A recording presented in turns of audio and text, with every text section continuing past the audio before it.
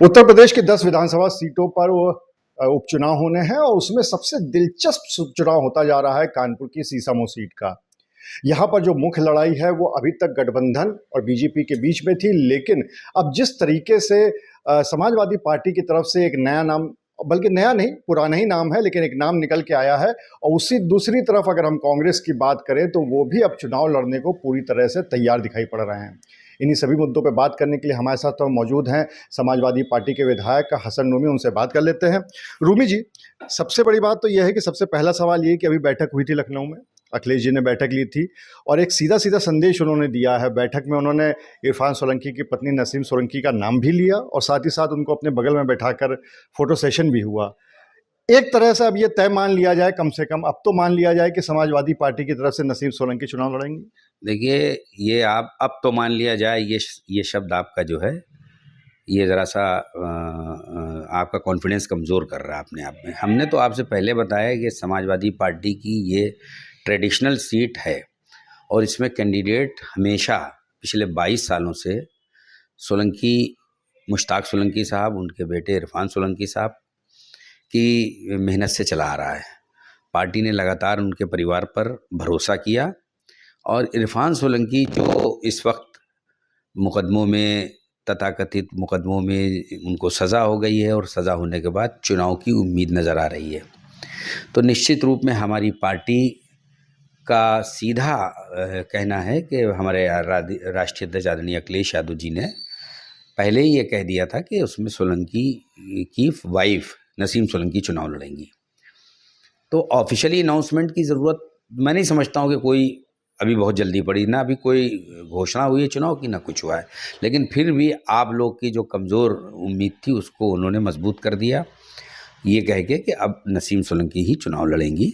तो अब तो कोई इफ बट की बात नहीं है और उन्हीं के नाम पर मोहर लग गई है और हमारी पार्टी पूरी तरीके से उस चुनाव को जिताने में अपनी पूरी ताकत लगा देगी। भले इरफान जेल में हो, हम लोग तो उनकी पत्नी को भी ज़्यादा टच नहीं करेंगे। हम लोग खुद नसीम सोलंकी, इरफान सोलंकी और अखिलेश यादव बन के चुनाव लड़ेंगे। सबसे बड़ा चेहरा अखिलेश यादव जी के नाम पर हमको चुनाव लड़ना है, अखिलेश यादव जी के सिंबल पर चुनाव लड़ना है, पीडीए के वोटरों में संदेश देना है। पहले से और अब में बड़ा अंतर आ गया है। 2024 के लोकसभा चुनाव में जिस तरीके से पीडीए लामबंद हुआ है, उत्तर प्रदेश में जिस तरीके से पीडीए के लोगों के फेक इनकाउंटर हो रहे हैं, किसी से छुपा नहीं है। लगातार पीडीए के लोगों को प्रताड़ित किया जा रहा है। इन सब बातों में जनता में एक लहर सी आ गई है और जनता ने ये ठान लिया है। मैं तो अब पीडीए के वोटरों के साथ साथ पीडीए में अपर कास्ट के वोटर भी हैं, पीडीए में SC ST OBC भी हैं, पीडीए के सभी इस समय सभी लोग एक तरीके से सर्वमान लोग जो हैं मतदान करने के लिए अखिलेश यादव जी को तैयार हैं और हम लोग भारी मतों से जीतेंगे। 26,000 से ज़्यादा वोट लोकसभा के चुनाव में सीसामऊ के मतदाताओं ने वोट किया जिताने में, और मुझे उम्मीद है कि इसमें भी अब और इजाफा होगा क्योंकि प्रताड़ना बढ़ गई है। जितने इनकाउंटर फेक हो रहे हैं, फेक इनकाउंटर करके अधिकारी प्रमोशन चाहता है, परिवार में टिकट चाहता है, ये भी सबने देख लिया, तो अब जनता भी जान गई है। ये अगर हम कांग्रेस की बात करें, गठबंधन है आप लोगों का, लेकिन अभी उनके जो प्रभारी हैं किशोरी लाल, वो कानपुर आए थे, उन्होंने साफ तौर पर एक बात कही थी कि अभी तो ये तय नहीं है कि गठबंधन चुनाव लड़ेगा या उनका प्रत्याशी चुनाव लड़ेगा। तो और दूसरी तरफ आप लोगों ने अपने प्रत्याशी की घोषणा कर दी है, तो फिर ये ऐसे दोनों चीजें कैसे हो रही? देखिए, हम आपको बता दें, हर राजनीतिक दल अपनी ज़मीन को मजबूत करने के लिए अपने हिसाब से काम करता है। भले वो हमको सपोर्ट करें, हमारे कैंडिडेट को जिताएं, लेकिन साथ ही साथ वो अपने भी वोटरों को, अपने भी संगठन को मजबूत करेंगे।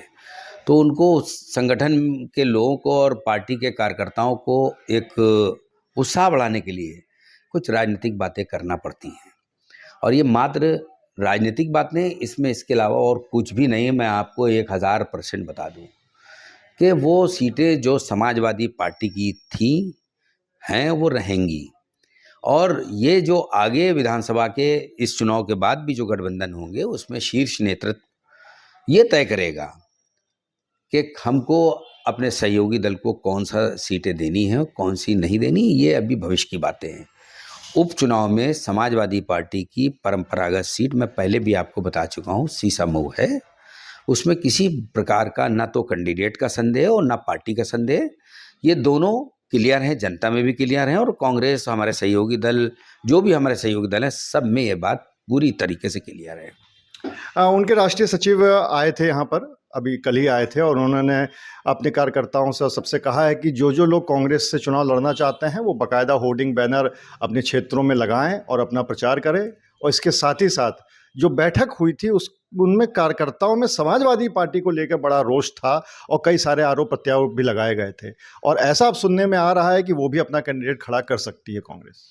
मैंने आपसे बताया कि कोई राजनीतिक दल अपने कार्यकर्ताओं को यूनाइट करने के लिए किसी प्रकार का राजनीतिक संदेश देता है, वो दिया है उन्होंने। वो राष्ट्रीय सचिव थे, कोई राष्ट्रीय अध्यक्ष थोड़ी थे जो उनकी बात को हम ये चुनाव के और पार्टी को चुनाव लड़ाने में कोट करें। उनका काम है संगठन को मजबूत करना, वो कैसे वक्तव्य दे के मजबूत करते हैं, ये उनकी एक रणनीति है। और ये कार्यकर्ता समझदार भी समझता है, और जो छोटे स्तर के कार्यकर्ता वो ये सोचते हैं कि हमारे पार्टी के नेता आएँ तो हम भी ज़रा भीड़ लगाएं, हम एक मैसेज दें कि कांग्रेस का भी कार्यकर्ता आ गया सड़कों पर समाजवादी पार्टी को जिताने। ये है बात। तो यानी एक तरह से साफ तौर पे कहा जा सकता है, अगर हम आपकी बात करें तो साफ तौर पे कहा जा सकता है कि समाजवादी पार्टी का ही प्रत्याशी सीसामऊ चुनाव लड़ने जा रहा है। अरे साफ तौर पे आप मेरी बात लिख लीजिए, कोट कर लीजिए, समाजवादी पार्टी का कैंडिडेट ही चुनाव लड़ेगा। और हमारे नेता आदरणीय अखिलेश यादव जी ने भी ये बात फाइनल कर दी है, कैंडिडेट कौन होगा, नसीम सोलंकी होंगी। ना अब इसमें कोई परिवर्तन होना, ना उसमें कोई परिवर्तन होना, ये बात आप बार बार चलाइए। कांग्रेस की तरफ से यानी समझा जाए कि आपको वॉकओवर वो तो नहीं दे रहे हैं, लेकिन आप लोगों ने वॉकओवर ले लिया। नहीं, वॉकओवर किस बात का भाई, जब उन्होंने हमारे जब गठबंधन नहीं हुए थे उन्होंने चुनाव लड़ा था, तो वॉकओवर कहेगा, उनके कैंडिडेट को जो वोट मिले थे वो आपको मालूम है। तो इसलिए वॉकओवर जैसी कोई बात ही नहीं है। हमने उनको वॉकओवर लोकसभा में दिया था, और उस वॉकओवर को लोकसभा में देकर हमने उनके कैंडिडेट को, कांग्रेस के कैंडिडेट को, हर विधानसभा में बढ़ चढ़कर चुनाव लड़ाया, और उनके कैंडिडेट को 4,22,000 वोट पीडीए और समाजवादी पार्टी के संदेश से मिला है, जो अभी तक के किसी भी कैंडिडेट को नहीं मिला। ये किसी को गलतफहमी ना हो कि कोई वोट किसी हमारे कैंडिडेचर का है या हमारे किसी और का है। ये केवल और केवल समाजवादी पार्टी के पीडीए संदेश, SC ST OBC और क्या कहते हैं हमारे नेता आदरणीय अखिलेश यादव जी, और हम ये कह सकते हैं कि उनके सहयोग में उनके राष्ट्रीय अध्यक्ष राहुल गांधी जी, ये सब मिला के कोई कैंडिडेचर का वोट नहीं था।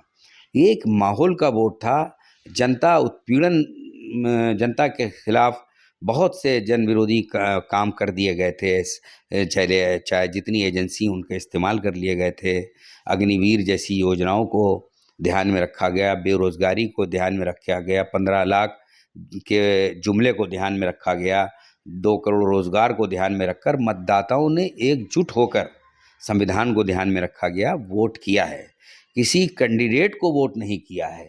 ये माहौल का वोट था, परिस्थितियों का वोट था, हमारे नेता आदरणीय अखिलेश यादव जी के पीडीए के विजन का वोट था, और कुछ नहीं था।